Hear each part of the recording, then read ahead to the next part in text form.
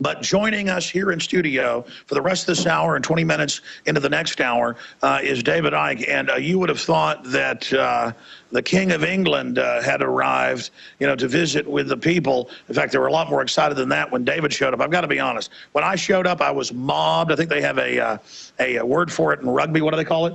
A scrum. A scrum. Well, this when David arrived, it was a super scrum, and I tell you, man, it is great to be here with you. It is great to meet you in person, and thank you for spending time with us. What is going on in the world? Nice to meet you after all this time in a hotel room in Watford. Who'd have thought it? Absolutely. What's going on in the world, Alex? I think we're at a very special time because, you know, when I started out 20 years ago, more than 20 years ago, it was a lonely road. I mean, anyone who's been in this road a long time knows that there weren't many interested people that long ago. Do you want me to move around? Scoot it a little bit, yeah. Okay.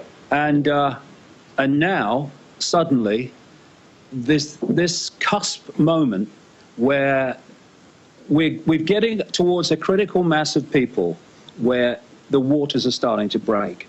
And I think two things are happening. First of all, the endless toil and effort, apparently against all the odds, banging your head against a wall, year after year, decade after decade. Eventually, we've seen a point now where the wall is starting to show cracks in it. We're starting to get this information out to enough people so that they can see that the world is very much different to what they thought it was. But there's something else happening, which I think is just as important in a way and interacts with that. And that is that this agenda has now reached the point where it's not in the shadows anymore in terms of the way it's playing out. It's still in the shadows in the deep inner sanctum that's orchestrating it, but in the way it's playing out, in the banking crash, in austerity, where there's been this fantastic transfer of wealth from the people through governments to banks and the elite, and after Cyprus now, they've started to actually take the government out of that equation and go straight into people's bank accounts. All these things are coming together to get people to look at the world in a different way. People are seeing the world and they're thinking, what's happening? I don't like what's going on. This is happening, that's happening, what's going on? Fortunately, after all these years of effort, there is now a massive alternative media that actually has the ability, which is what's going on, to say to people in that state, this is why it's happening. And it's making sense to people. It's making sense of the world to people that the normal mainstream explanations of everything are not making. And this combination of people's life experience and the information explaining the world in a different way, this is coming together in a way that is really starting to break the waters. And this weekend is so symbolic for me. You know, we've all been chasing and trying to expose the Bilderberg group for a very long time, decades, when people said it didn't exist and it didn't matter even if it did. And the mainstream media didn't touch it. You never saw it mentioned. These people were meeting in different parts of the world, and the mainstream media wasn't mentioning it. And now in Britain, in 2013, we have seen the biggest mainstream exposure of Bilderberg in history. And we're not finished yet. There's 2 days to go.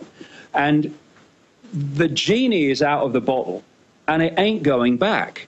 Because once you start to realize, and it's new to you, that actually these people who are making decisions about where the direction of everybody's lives on the planet are going, and they're meeting in secret with the corporations and the banks and the inner sanctum of the elite in a hotel in secret, and we're not allowed to know what they're officially what they're discussing and all the rest of it. This has been a bloody revelation to people who are new to this, and it's happened because this has got into the mainstream for the first time. It's a great weekend. It's the discovery of the shadow government. Yeah.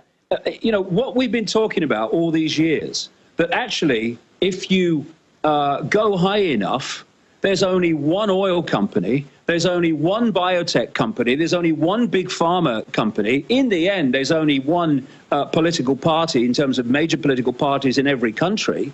That's kind of been, oh, yeah, well, yeah, no, that's over the top. That's exaggeration. But here we have, in Watford, on the outskirts of London, the proof of that in the sense of these different elements, which in any so-called democratic society should be kept apart from everybody. And if there are discussions going on and what have you, they should be in public. Now it's in the open and in the mainstream media, not the big picture of why it's happening, but the fact that it is happening. And this is opening so many people's eyes to the fact that this hidden hand is not a myth, it's the truth. It's a great weekend. It's a pivotal weekend. And it's a weekend we'll look back at and say, yeah, you can put your finger on that. That was the time that the change and the transformation became obvious. Again, David Icke is our guest in studio here in our hotel room, our makeshift studio in Watford, England. And I've got a bunch of questions for David. We're going to break here in a few minutes. We can get started with these now. But I wanted you to repeat what you said when you first got there and gave kind of an impromptu speech. Whenever I made the point that they want us poor. I mean, they write documents, they say that, but still the general public, I don't think, gets why they want us poor. So, David, we got about 2 minutes to break. Describe why they want us poor. Well, if anyone's seen the movie The Hunger Games, where you had a tiny elite in what they call the capital, in high-tech, mega luxury, and the rest of the population in the country was in mega poverty. What they want, you know, people talk all the time, and so they should, about the attack on the middle class in America. When this attack on what we call the middle class, it's slightly different meaning, but in this country too. And the reason that that's being targeted is because if you have a middle class as was, you have a graph which goes from poor up to rich. If you look at the graph now, I saw one the other day. Skip this network break. We're skipping the break. Go.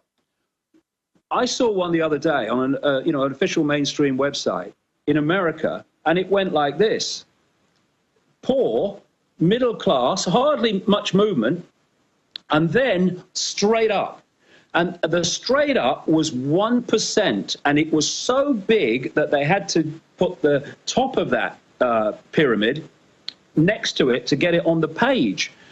And we're already getting there. And so this is the society they want. And for me, when you're researching something, knowing what the end is and knowing the means of manipulation to get there are absolutely crucial to understanding the game. And what they want is a mega, mega rich. I mean, it's become known as the 1%. It's probably much less than that if you get the mega, mega rich. Right up there, right, mountain high. And then a mega poor population that's basically in the same boat. And this is why I say to people, and just very quickly, this is why the Cyprus thing was set as a precedent to go directly, not through governments, to go directly into the bank accounts of people. You walk through the bailouts. Explain how they do it. First, it's too big to fail. They sign you onto that. Then explain it. Well, what they did in 2008 was they crashed the economic system on purpose. Problem, reaction, solution. They then started this incredible transfer of wealth for the reasons I'm just talking about, from the people to the banks and the elite via governments. What they did in doing that was transfer the problem from a banking crisis into a government debt crisis. This was then passed on from the governments to the people. It became now a people crisis on the basis of the austerity programs all over the world. Well, no, we bailed out the banks, so we haven't got the money for all these services, so austerity. So there's a massive transfer of wealth from the people to the elite, with the people suffering and no one else. Then you moved to Cyprus to the next stage of this, when instead of going stealing the wealth of the people via governments to the elite and the banking system, they went direct into the bank accounts of the people. A lot of them who were very rich in Cyprus bank accounts, who are a lot less richer now, direct to their accounts. And what this is doing is setting the precedent to do it all over the world, because when there's another banking crisis, and there's so many planned for this very reason. This was a little bitty baby beta test. What it was, Alex, especially in Europe and in the European Union, it was setting the precedent. Precedent is a powerful, powerful thing to set, because when the next banking crisis comes and there's a problem and they've got to bail out the bank or the rest of it, they're now going to say, well, hold on a second, governments are going to say this, and the European Union's going to say this. We can't justify bailing out the banks. Well, what about the people in Cyprus? We can't just let people go straight to their bank accounts and not do it here.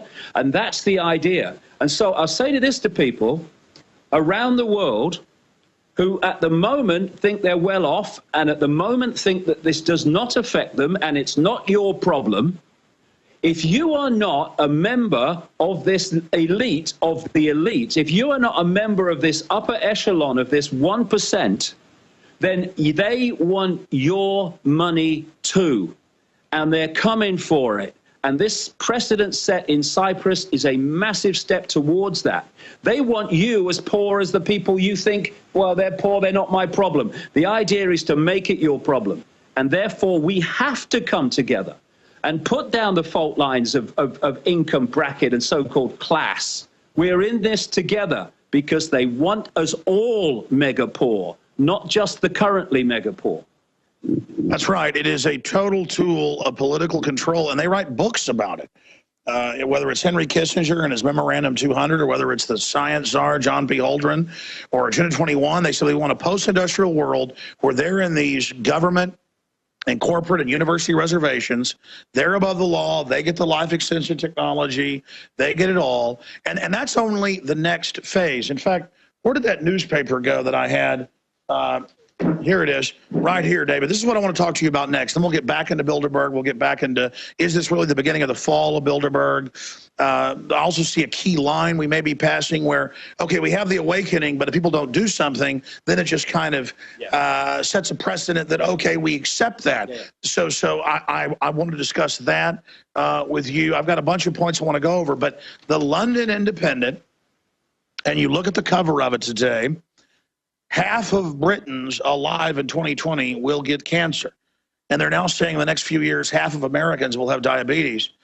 And in the rats and all the studies and all of it, we know what the vaccines, we know what the GMO, we know what the sodium fluoride, we know what it's doing. And then the globalists write books, from Bertrand Russell to John P. Holdren currently. They get caught all over the world giving little kids SV40 cancer virus.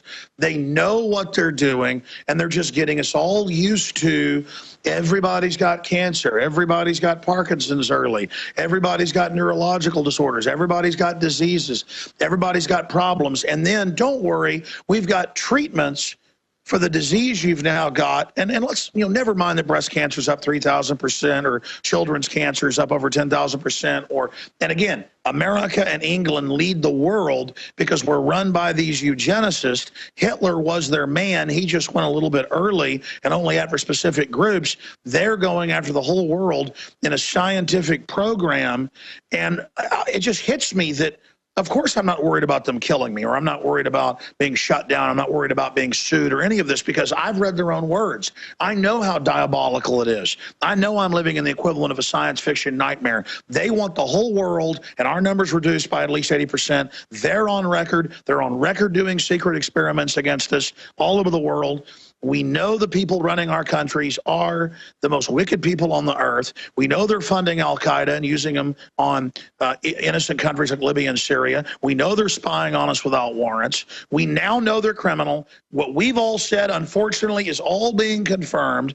And it's bizarre now to have people really listening to us because, now there's that much more of a responsibility. But what about the fact that this attack is so over the top, David Icke, that's what they almost have over on us, is that it's so diabolical, so crazy, so evil that, yeah, people can finally get they're spying on you without warrants. They can finally get that they're taking poor people's tax money and giving it to offshore billionaires that control trillions who want their money to be worth more by bankrupting you so they can buy it for pennies on the dollar. They're replacing humans with robots at Foxconn factories and saying, good, go jump off the roof. I mean, we are already in the middle of just insane times. How much more crazy will it get? And how does this cancer situation tie into it all? Will people sit there and watch their families die, David Icke, and not care about the globalists doing it to them? I've said for so many years, one of the greatest ways of suppressing a population is to suppress their sense of the possible. If you could suppress their sense of what is possible by hiding technology, by hiding the agenda, by hiding the cause of all these things you're talking about, then people will sit there like a frog sitting in a boiling water, and they will get boiled because they can't see the possibility that actually they might get boiled, or even that they're in the process of being so.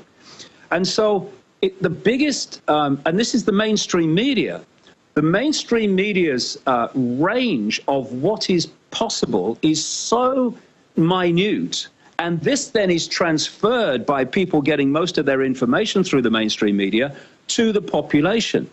What is so brilliant about this Bilderberg weekend, as it's turned out, is Bilderberg is it's a part of the web, and it's part of the agenda that people can use to enter the web in terms of understanding it, because it's at a level that they can deal with. It's politicians and corporations, chiefs and what have you. Illegal lobbying. Yeah, meeting together in secret, and it's like, what's going on?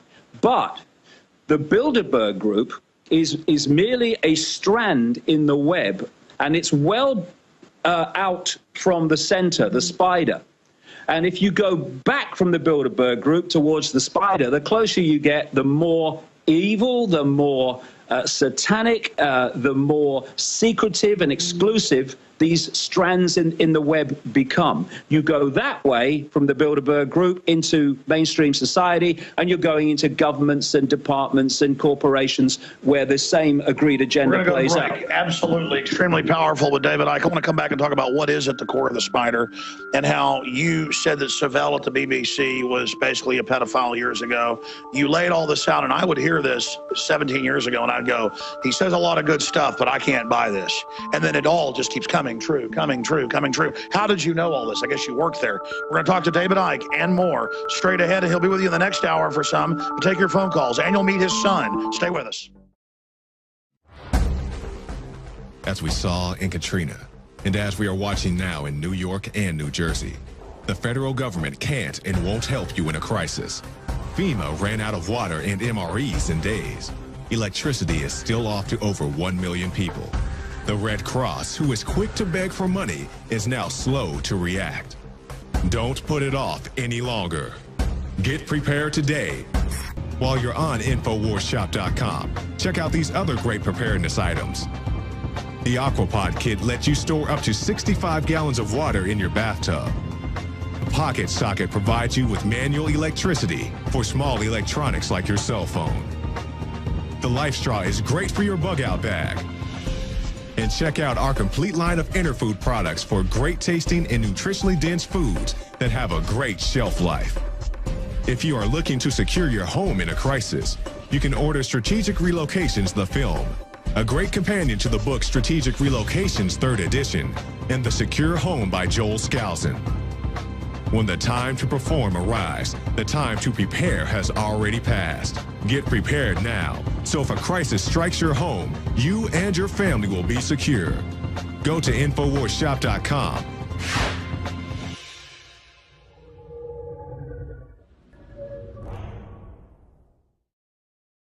When I was talking to David about this anti-human agenda and why are every major institution in the world, whether it's Russia or China or England or the U.S., Catholic Church or the BBC, or why is it pedophiles and necrophiliacs and devil worshippers? I mean, I never get sick of my wife. I never get sick of a glass of red wine. I never get sick of enchiladas. I never get sick of a sunrise or sunset. I never get tired of just green grass, good stuff, paddling in a kayak down the river.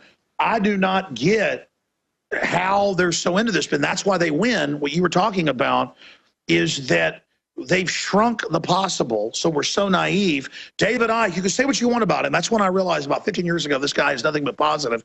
He expands your window and forces you with things that sound so radical, whether he's completely right or not. None of us are perfect. We see through rose-colored glasses. David Icke forces you to expand the window of perception of the possible. Because I would hear him talk about the BBC's full of pedophiles, and they have sex with dead bodies, and they drink blood. And Al Gore drinks blood. And then I actually found the article where he falls around with bags of blood in case he's injured. And then I found out more about him. These people are just given over. They are psychopaths with air forces. They are devil worshippers with nuclear weapons. And look at history. We know all the ancient emperors in Rome and the Aztecs were all crazy nuts. So, of course, these are 21st century versions of that. So get into that and the cancer rates exploding and what they're doing and what their master plan is. And then more in Bilderberg, what this means that we forced it out in the open and that crossroads we're at, David Icke. Well, all these things come together in the end. I mean, the more you research and the more you understand, the more every dot connects. And what I was saying a few minutes ago about the greatest, or one of the greatest, defenses that this conspiracy has is suppressing the sense of the possible, and the media are constantly doing that. And yes, this is a great weekend, fantastic, and I hope as many people come here as can get here tomorrow as possible. And it's a way of entering the web in a way that people can understand and appreciate within their view of the world, within the blinkers that we're manipulated to wear all our lives. But I say this to you, this is a way of entering the web, and it's a very significant strand in the web. But to understand the Bilderberg group's part in all this, and to understand the web itself, all preconceived ideas since the day you were born, all belief systems, all senses of the impossible just have to be allowed to fall. And let information be your guide, not preconceived idea, belief, which censors where you will go and what you will consider to be possible. Because the Bilderberg group is a strand within a satanic conspiracy that is so deep, so evil, so completely beyond what we would perceive as any form of humanity or heart or compassion or any of it, empathy, that we really do have to open our minds to let in the truth of what we're facing. And that's not to be frightened, that's not to be scared of it. This evil only prospers because it has put us in a tiny box of perception, understanding, and ignorance of the world we live in and the reality we're experiencing. If it was all powerful, it would not have to do that. And if we open our minds, open our hearts, and let our minds expand where they want to go, rather than holding them in a position that we're programmed to hold them, then together, this is a house of cards that we're looking at. This all-powerful evil. No, It's a house of cards, and it's absolutely dependent for its survival on humanity en masse staying asleep. So it's not something to fear, it is something to face. And so anyone that's coming in now and seeing this, Bilderberg, oh my goodness, what they meeting in secret, oh, I didn't know that was going on. Well, strap in, because that's the start of the journey through the web. Because, you know, what Alex was talking about is what is actually unfolding in front of our eyes. There is a mass operation, not somewhere over the rainbow, sometime never, that is happening in our lives now, which is to create a massive cull of the population. And this is not something where large numbers of people suddenly just keel over, because people are going, hey, what's happening?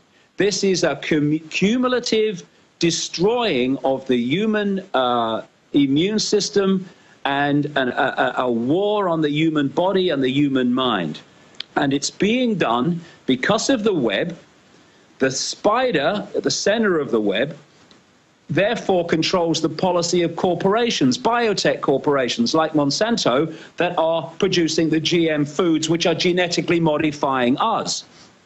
The same spider is controlling the pharmaceutical industry, which is destroying the immune system and a war with the body through pharmaceutical drugs and vaccines. The same spider is controlling the network of mega parasites that we call the banking system.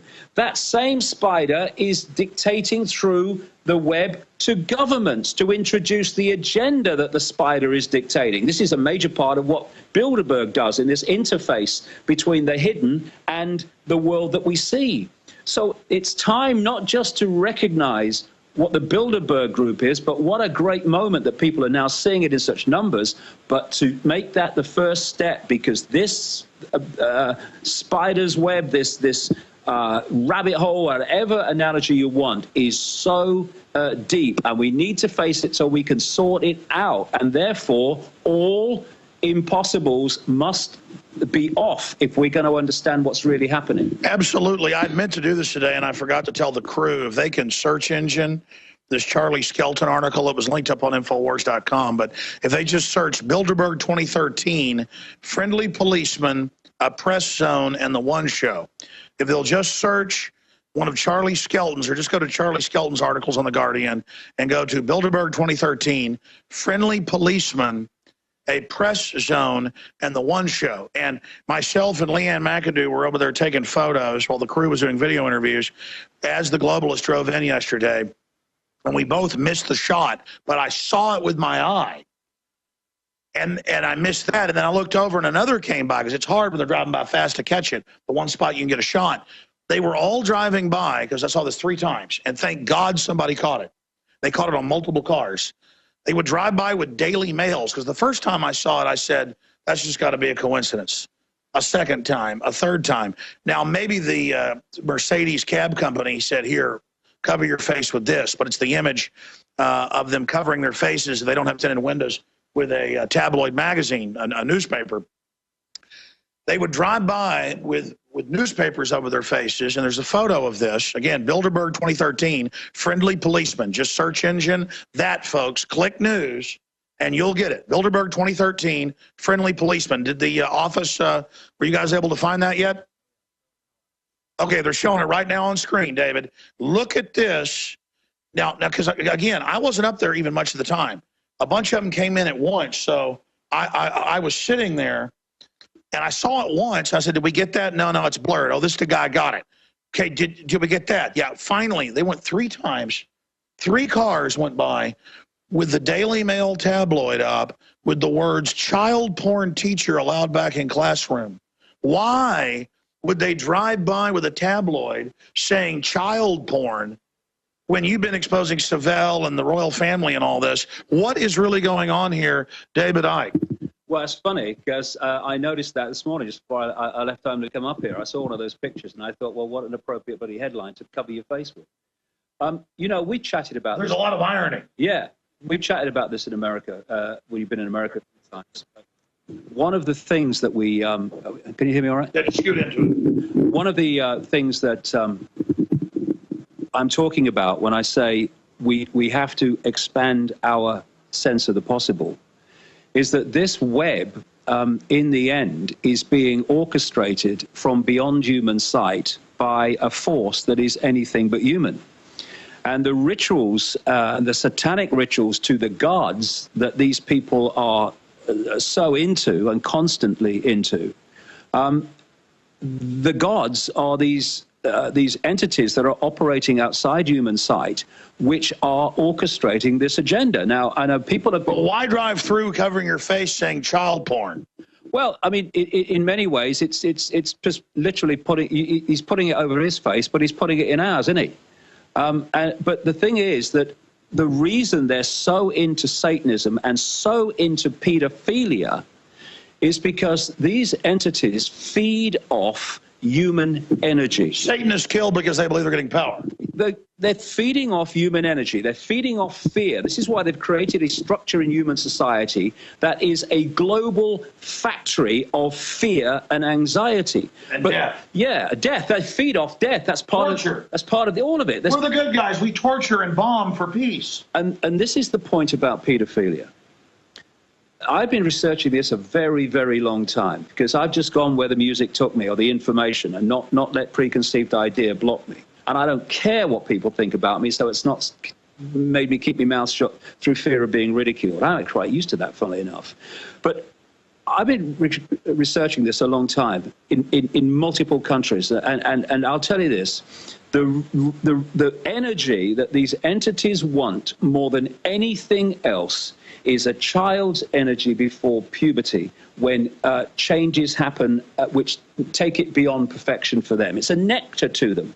And so what's happening when the pedophile is having sex with the child, the pedophile is the conduit by the possessing entity, because all these people are bloody possessed by these entities. So it's vampires. Yes, and you know, this is why the whole stories of vampires, this is why the British royal family, like Charles, go back to Vlad the Impaler. They're intergenerational bloodline vampires. They feed off, people think of, you know, drinking blood, and that's true, but it's energy. By the way, I heard you like 15 years ago talk about that. Although that's pure bull, and now it's all over the news that he lives in Transylvania and is basically a Dracul. Yeah, but you know, people think of vampires. They feed off blood. Yes, true. That is true. But the major thing they feed on, and often blood is just an expression of that, is energy.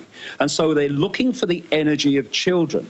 And this is why you find this dramatic ratio of pedophiles and Satanists in the so-called upper echelon of society compared with the general population, because these particular bloodlines are systematically possessed through the rituals. This is how it's done, to become conduits in this reality for that which is controlling them from another reality. So while all these people are having, you know, their sex with children, they are conduits for feeding these entities that energy. That's why pedophilia is everywhere. And what Jimmy Savile was doing, Alex, people in this country, the stories are broken. Oh, Savile was a record-breaking pedophile. And what they've done, the media, sometimes through pressure and fear of the consequences, but actually the authorities and the police have done, is hold that position. Savile was a record-breaking pedophile. The dike they don't want to break and they're desperately holding on to is that's part of the story, but only part. He was Renfield. He was supplying them.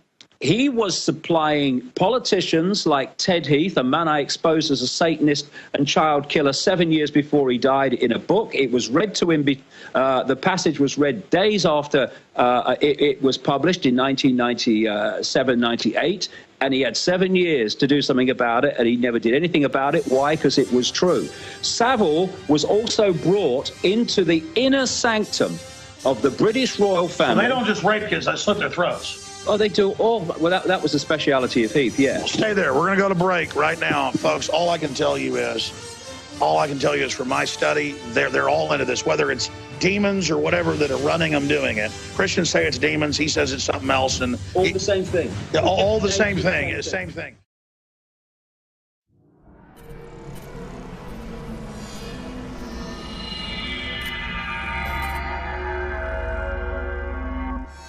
Hi, Ted Anderson, president of Midas Resources. With over 30 years of experience in the precious metals business, I can tell you without a doubt, we are facing the most dangerous and volatile times, not just in the United States, but worldwide. Peace of mind is gold and silver. Now is the time to invest in gold. When it comes to bullion coins, our prices are competitive and the closest to melt. If it's numismatics you're looking for, we have some of the best deals out there. Visit MidasResources.com today or go to Infowars.com and click on the link to see our daily specials. Here's an example of one of our long-term specials we've been offering for more than a year. 2 silver dollars from the turn of the last century, plus 2 powerful films, The Obama Deception and The American Dream. We also add in the book Dishonest Money, all for $72 and free shipping. The most trusted name in precious metals is Midas Resources. Call 1-800-686-2237 or go to Infowars.com. I'm Ted Anderson with Midas Resources. We are now only entering the edge of a global financial superstorm, the likes of which the planet has never seen. Here in the United States, the private Federal Reserve is giving more than $85 billion of taxpayer money a month to themselves and other offshore foreign banks. And the worst part is, we have to pay the banks interest on the money we give them. There is now a race between the global central bank mafia cartels to see who can devalue their country's currencies the fastest. We are already seeing big increases in inflation at the grocery store and the gas line. This will eventually lead to hyperinflation. More than a dozen top globalists like George Soros have been buying record amounts of gold while at the same time bad-mouthing it to the public. Don't just listen to what they say. Watch what they do. For more than 6,000 years of recorded human history, gold has been the ultimate hedge against uncertain times and inflation. Before investing in metals, it is important to do your own research and find a reputable company. Midas Resources has the highest Better Business Bureau rating of an A+. Unfortunately, very few precious metal companies can boast that. Midas Resources has assembled one of the most educated, researched, and professional teams of brokers in the industry. The evidence is overwhelming. In uncertain times, gold and silver is safe harbor. Now is the time to invest in gold. Call 800-686-2237 and Midas Resources will mail you 10 reasons to own gold absolutely free. No shipping. It's absolutely free. And finally, Ted Anderson wants to challenge you to find any deal that comes close to his 2 silver dollars at cost with free shipping with 2 free films and a book for $72. That's more than $160 value for $72 shipping included. Click the link at Infowars.com to go to the MidasResources.com specials page. Brought to you by MidasResources.com and Ted Anderson, the trusted name in precious metals.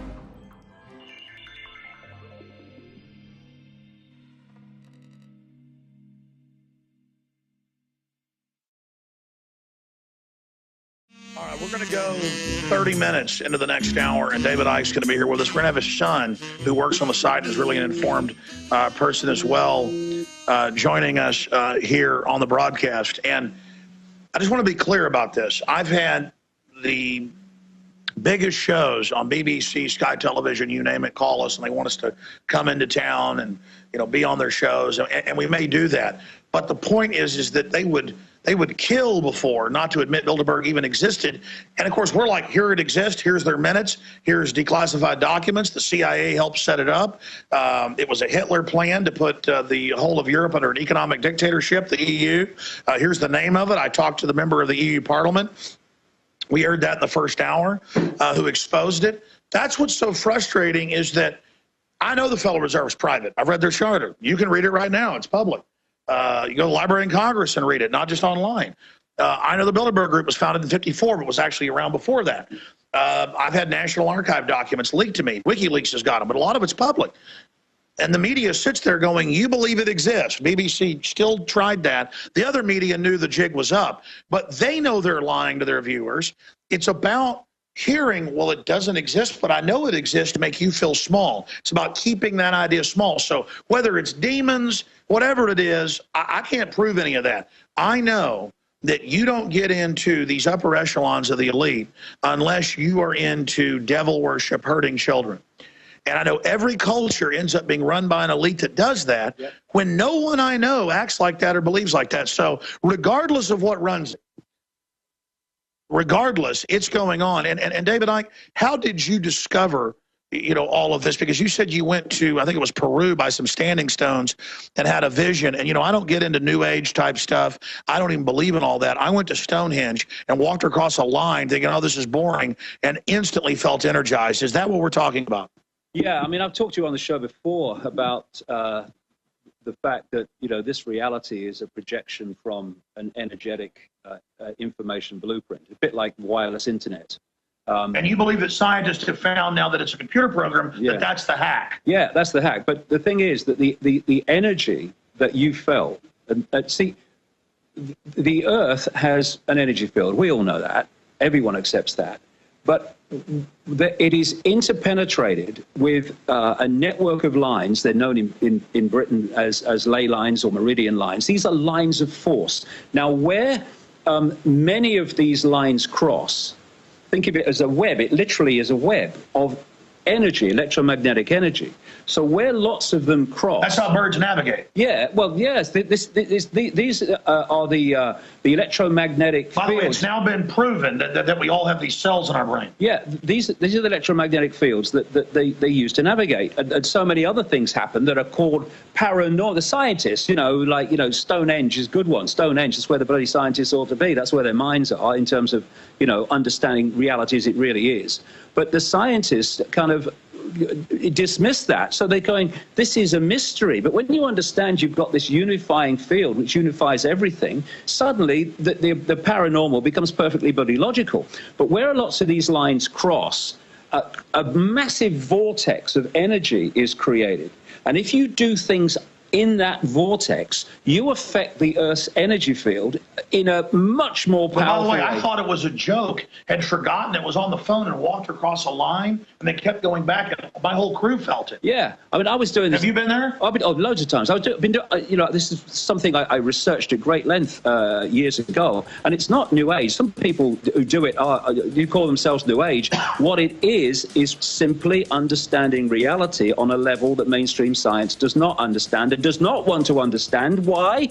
Because it's controlled by the same network, and the last thing that network wants the target population to do is understand the nature of the reality it's experiencing. That's right. Going to break back in 60 seconds. And by the way, I did look it up. Guess what the grove's on? The very same ley line. Jakari Jackson here, and I want to talk to you for a second about water. You know about ProPure, our flagship water purification system, but check out some of our portable water filter products at InfoWarsStore.com. The clearly filtered water pitcher. Also, for those of you on the go, we have the Athlete Edition filtered water bottle and the RAD Eliminator Pro filtered sports bottle that removes radiation. And keep in mind, we have replacement filters for all of these products. The ever-popular grab-and-go bag favorite, the Life Straw, the Crystal Quest shower filter system, and the Aquapod kit, great for mass storage of water. And while you're at the InfoWars shop, pick up a copy of our latest book, 31 Days to Survival. You can find all this and more at the InfoWarsStore.com. And don't forget, it's your support that funds our operation. Sign up for our free newsletter at InfoWars.com/newsletter.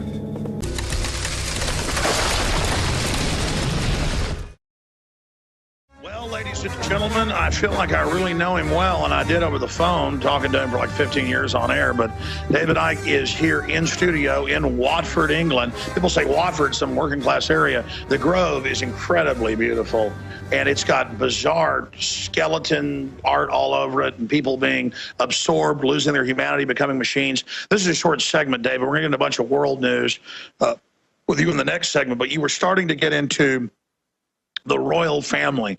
They're constantly digging up dead bodies on their property. Diana put out a ledger and a video saying Charles will kill me in a fake auto accident. He told me he would. Then you have all of that.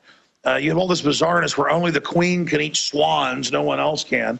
I mean, it's just blaringly obvious that you've got a criminal group of psychos in control, whatever they are, just getting away with bloody murder. How is it going for them?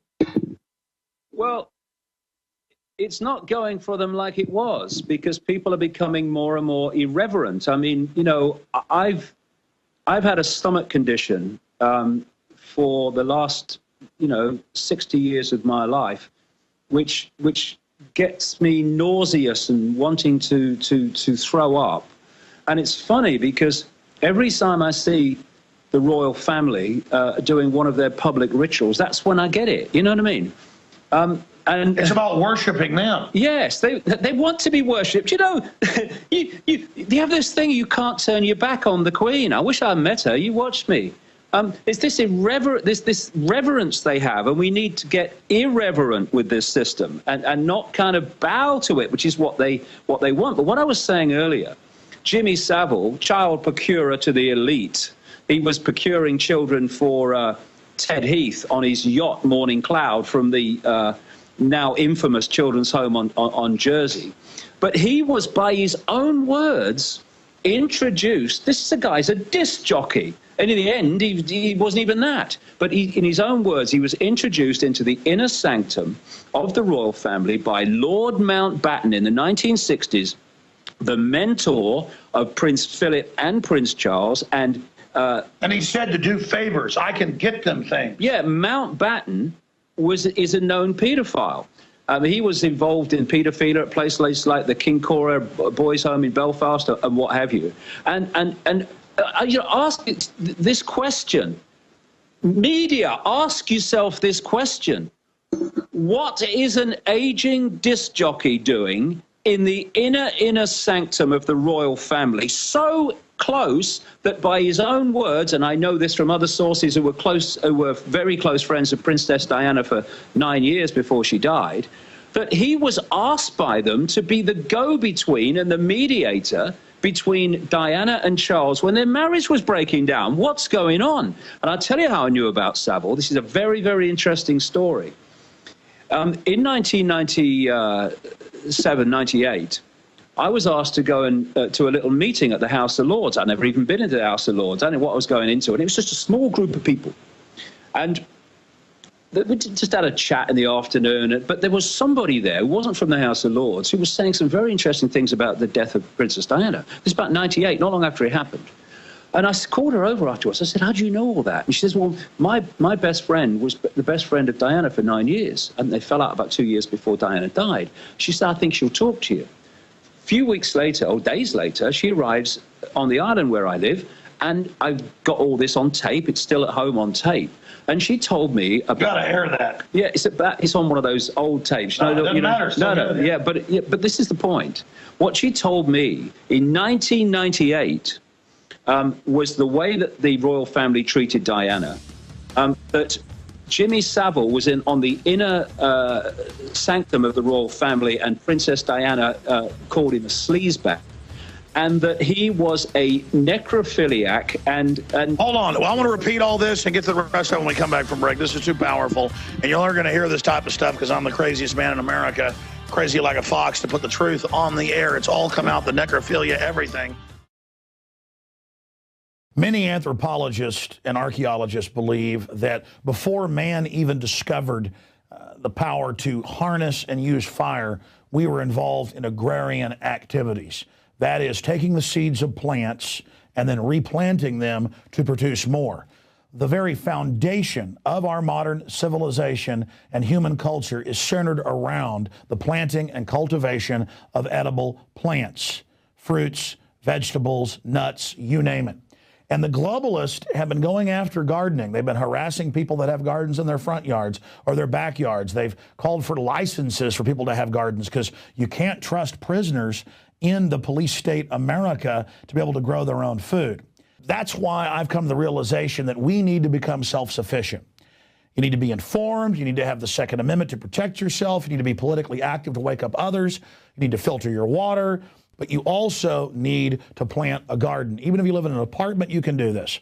If you live in the countryside, obviously you can do it on a grand scale. There are so many green belts in areas that humans don't even visit, nearby cities and in suburbs, where people are now more and more planting their own little private gardens and meadows and off the side of the road. Ladies and gentlemen, it is a revolutionary act to unplug from the television, to unplug from the computer and all the globalist propaganda, and to go out in your backyard or your front yard or planters at your apartment or on the roof of the building where you live and to plant a garden. Here are some of the amazing deals at InfoWars Seed Center at InfoWarsShop.com. The Survival Seed Vault by My Patriot Supply features only the finest survival heirloom seeds for a robust and hardy garden, even in the toughest of times. The ARC All-in-One Seed Kit contains 70 varieties of 50,000 seeds of fruits, vegetables, medicinal, and culinary herbs. All ARC seeds are heirloom. Each type is labeled and sealed separately for ease of use and longevity. The Deluxe Emergency Seed Bank combines 3 of Emergency Seed Bank's top sellers: the Family Survival Emergency Seed Bank, the Medicinal Herb Seeds Pack, and the Culinary Herb Seeds Pack. We also have starter varieties of the deluxe seed packages for fruit, salad, salsa, peppers, and medicinal herbs and more. Go to the InfoWars Seed Center at InfoWarsShop.com. A little seed can grow a huge tree that produces fruit for up to 50 years. We have the best life bombs. That's what these are.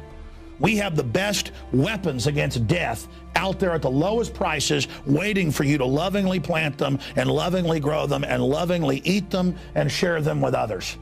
We will strike back against the New World Order, and this is only one more initiative in our fight against them. So please join us at InfoWarsShop.com, or you can link through at Infowars.com at the InfoWars Seed Center.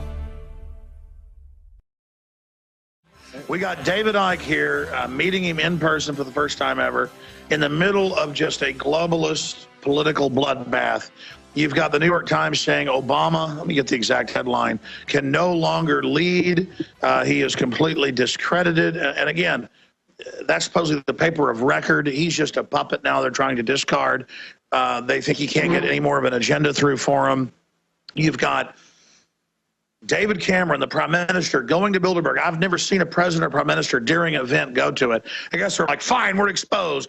Bring him in publicly, because we've been there when presidents or prime ministers show up secretly, and then our inside moles tell us. I want to get back into the royal family and tell a story here, David Icke, but we predicted that they would go quasi-public. Plus, I had some sources in the U.S. Senate, also in Hollywood. But then I talked to the big BBC guy, John Sargent, their big political reporter, and he basically was admitted to, he was admitted into the facility. I wasn't allowed to say it completely, so he kind of halfway said, well, one of us is, and it said, I'm going to enjoy my fancy special lunch today. And he was getting all excited about it. So hard to keep all these sources straight.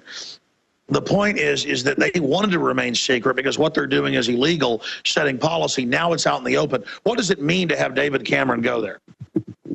Well, they're on a massive damage limitation operation now, because the coverage, the understanding of its existence and what goes on there means that although, even people on the BBC can still go, oh, no, all that stuff, never mind. You see, this is where we are, Alex. We're at a point now where great tracts of the public, the awakening public, are far more informed about the world and what's going on than the flipping journalists on the BBC, etc. They're still in the land of the bewildered. She was telling me it didn't exist still. Yeah, well, does she know what a buffoon? I mean, or is she trying to put people back in the box? Well, I think from my experience within the BBC is don't, and you were a national TV host on and also so many other mainstream journalists, is never underestimate the level of ignorance. See, what you have with journalists is this combination which always kind of hunts in packs or hunts in pairs. It's arrogance and it's ignorance. The ignorance means they don't know their backside from their elbow in terms of what's going on in the world. But the arrogance means that if it was going on, then they would know about it because they're a journalist. And often they're, of course, the last people to know about it. Jim Tucker admitted that he was arrogant and said, how dare you? There's nothing secret in politics. I'd know about that.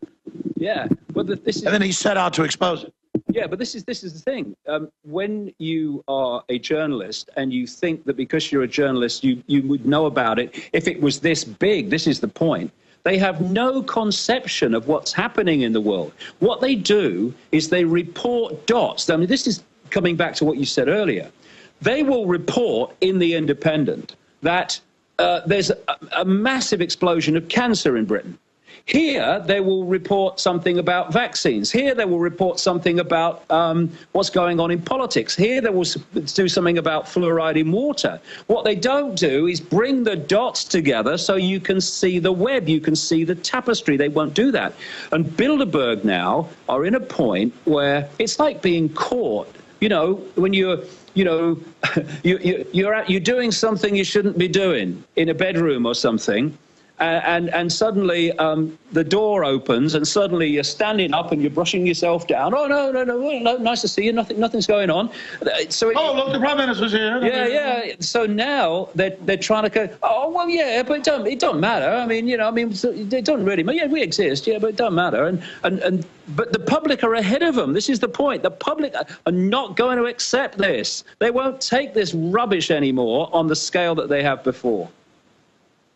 Now, this is very controversial, folks, but everything he's talking about, because I'm a news hound, I know has been in the news. Everything up to the royal family, past that. But I mean, we'll just get into it. The royal family? Well, you wanted to get into. Yeah, I did. Yeah. We're talking about Savelle that you exposed a long time ago as a pedophile, which they admit was like the confidant to all the royals. Yeah, exactly. Well, the thing is that a total kook, weirdo, scumbag, nobody, hanging out with them constantly. What's going on? Yeah. He speaks highly of you, mate. But he probably does now, wherever he is. Oh, no. But anyway, what I was talking about... Well, he just looks like a textbook pedophile. Yeah, he does. Because he was. But, yeah, what I was saying earlier about this lady I met in 1998, she told me a number of things which later proved to be absolutely true. That was one of them. The rituals, the serious... You met her at Parliament, yeah. No, this was the friend of the person I met at Parliament who came to my house, and I interviewed her on tape at length.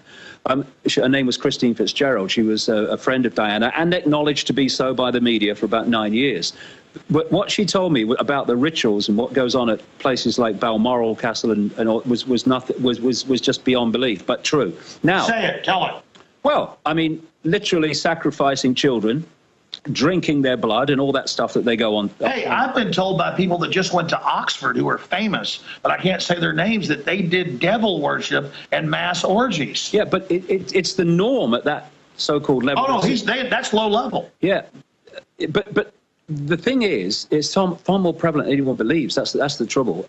But the thing is that what she told me was that, first of all, this is 1998, that she was an alternative healer. And Diana used to go to her for healing and stuff like that. Because she had nobody else. She was just on her own in the middle of that Addams family, that evil Addams family we call the Windsors. Anyway, what she called friendly people at MI5 were doing were leaving notes for Diana, knowing that when she came, she could pick them up. And one of these notes, this is why the Paul Burrell letter about, Diana saying that my husband is going to kill me in a car crash, that didn't surprise me at all. I'd heard about that years before, in the sense of these MI5 notes. Some of them were warning Diana that the royal family wanted her dead. Now, the royal family wouldn't kill people. Well, just hold on a second. It was strangled twins. Well, what happened when the marriage of Diana and Charles broke down is that she started having an affair with her bodyguard called Barry Manicky. She was apparently very, very much in love with the fella.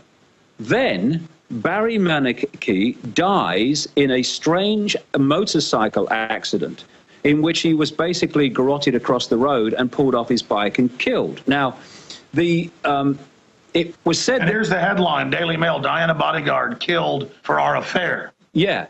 What the official story was, that it was an accident. Anyway, this is what Christine Fitzgerald told me happened subsequently, sometime later. Diana came into her... healing centre just near Regent's Park in London in an inconsolable state. She was sobbing, and it took some time to sit her down and calm her down and say, what's going on? Because as she was sobbing, Diana was shouting, they killed him, they killed him, they killed him.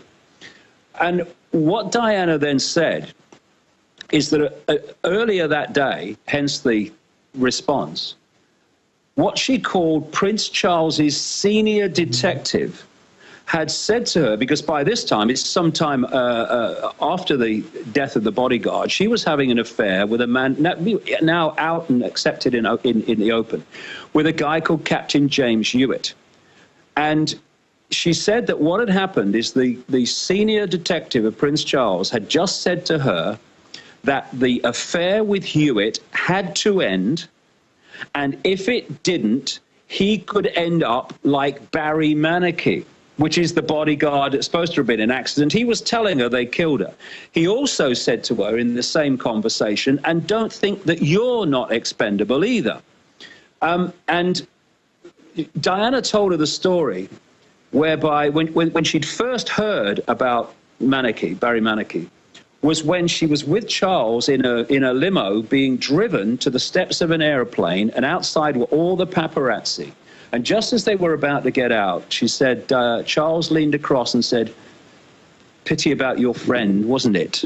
And told her with a smile on his face and an irony in his voice that Barry Manicky had just died. And so they killed the guy. I mean, that's what happens. And at the same time, and this came out in the public arena as well, James Hewitt was being, he said in his own words, was being warned by what he called a senior member of the royal family that... And tell folks who that is.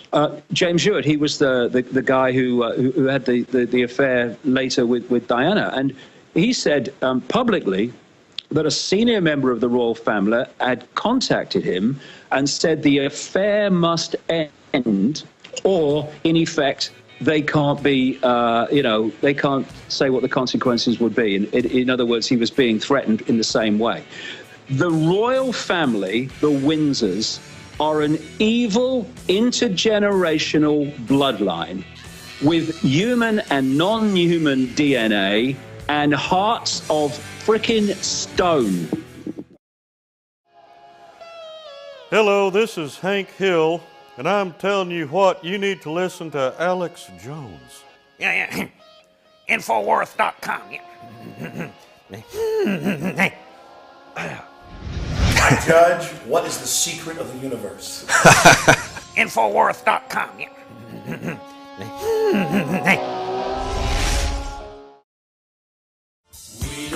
It's the final segment with David Icke, but we'll have live streams tomorrow night at Infowars.com/Bilderberg, and also at DavidIcke.com. They're going to have live streams if ours go down or have problems.